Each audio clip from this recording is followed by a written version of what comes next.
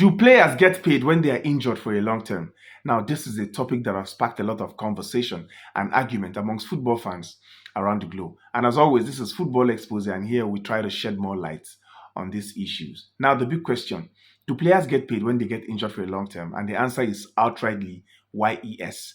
Yes, because there is a contract between the player and the club, right? And it's legal and it is binding. And the club has to follow the stipulations of this said contract. So whether or not a player is injured, you have to pay him, right? However, there are rare occasions where a clause is added to the agreement, to the contract, that if a player is injured for more than 2 months, he gets about 50 to 25 to 50% of his salary. But the truth is, no, it rarely happens at the top level. No top level player would ever consent to that kind of agreement because, come on, you don't sign a player hoping for the player to get injured. You sign a player hoping for the player to be fit and healthy enough to deliver for the set amount of time that the contract is going to run. So no top player, no top level player would ever consent to that kind of agreement. Whether or not he's injured or fit, you have to pay him.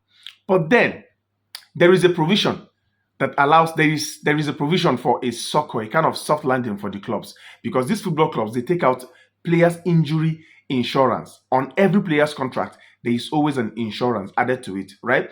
They take insurance on players injury so that whenever a player is injured for a long time, even though they keep paying the player's salary, they keep paying the player's salary 100%, they keep getting reimbursements from the insurance company to maybe 50 or 75%, because they will never get 100% reimbursement from the insurance companies, but they get something substantial enough for them to get by to dampen the effect of the injured player, right? So while they are paying 100% to the injured player, they are getting about 50 to 75% from the insurance company. In case of a career-ending injury and the doctor confirms that the player can no longer play football, a one-time settlement is given out to the player to help him settle in retirement and possibly switch careers. Now, I hope I have done my best to straighten out the issue. Now you can understand what actually goes on, how players are being paid, whether or not they are injured or they stay fit.